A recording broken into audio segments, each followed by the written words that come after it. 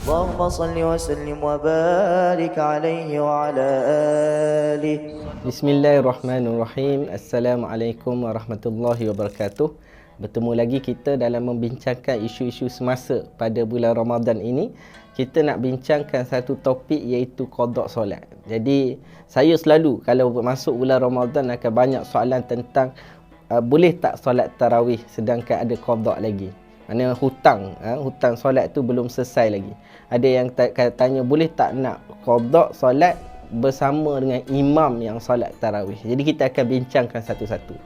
Dalam kitab Bushra Karim menyebutkan haram untuk orang yang ada hutang qada untuk dia solat sunat.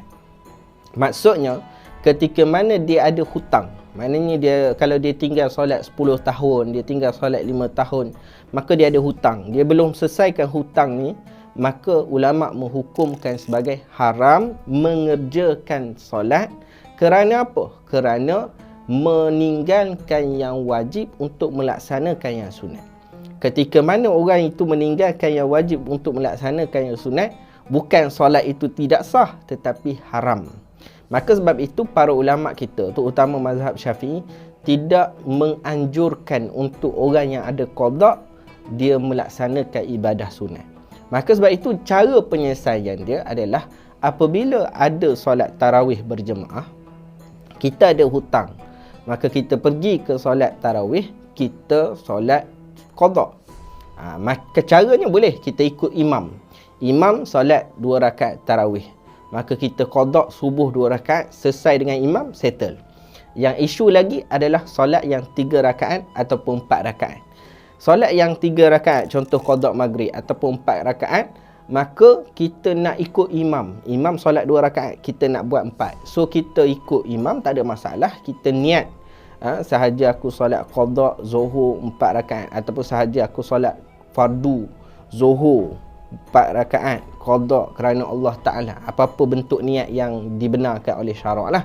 Maknanya kita pun niat qada, kita ikut imam 2 rakaat, kemudian selesai 2 rakaat, imam bagi salam, kita terus bangun. Kita terus bangun untuk menyempurnakan 2 lagi rakaat.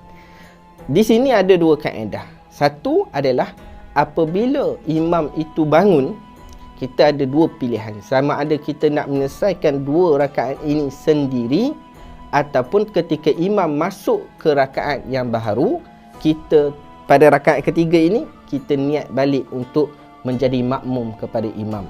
So keadaan ini dibenarkan dalam syarak. Macam mana? Maksudnya ketika kita solat 2 rakaat untuk solat qada zuhur contoh, kemudian kita ikut imam yang solat tarawih 2 rakaat. Imam lepas 2 rakaat dia bagi salam. Kita yang ikut imam ni, selepas imam bagi salam kita bangun. Bila kita bangun, kita ada 2 pilihan. Satu, menyelesaikan 2 tambahan tadi itu sendiri, ataupun bila imam dah bangun, selepas selawat dan sebagainya, imam bangun, maka dia ikut balik imam. Maka ini tidak ada masalah. Cuma kalau solat itu 3 rakaat, contohnya qada maghrib, maka dia tak boleh lah niat 1 rakaat itu ikut imam, tak boleh. So dia kena selesaikan 1 rakaat itu sendiri. Maka kaedah ini juga terpakai dalam beberapa keadaan yang lain. Contohnya misal kata seseorang itu dia pergi solat tempat 20 rakaat, dia nak buat 8 rakaat. Ini saya tak syorkan lah solat 8 rakaat ni, tapi kalau ada tak ada masalah. Cuma pahalanya kurang lah kan. So bila dia pergi solat tempat 20 rakaat, dia buat 8 rakaat. Bila dia buat 8 rakaat, witir tu lambat lagi. So dia mungkin nak balik ataupun dia nak solat witir sendiri. Maka kaedahnya adalah kita nak solat witir 3 rakaat. 2 rakaat ini kita ikut imam ketika imam solat tarawih. Imam bangun untuk solat rakaat yang ke-9 dan 10 kan. 9 dan 10 tu imam bangun. Kita bangun ikut imam tetapi niat witir. Tu. Kemudian selesai 2 rakaat ini, yang satu ni, yang tu kita buat sendiri. Jadi tak adalah kurang pahala, maknanya kita masih lagi witir berjemaah. Cuma imam itu niat untuk tarawih, kita niat untuk witir.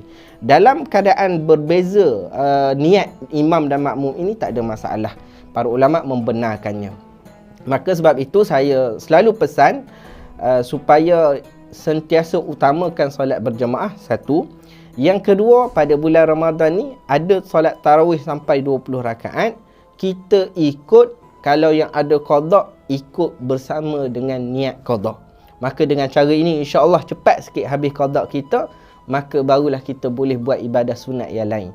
Ada orang dia tak boleh fikir, dia kata, oh rugilah dia nak dapat fadilat ibadah solat sunat ni, tak dapat bila dia ada qada. Tuan-tuan, ibadah solat sunat ni nak menambahkan kedudukan kita di syurga.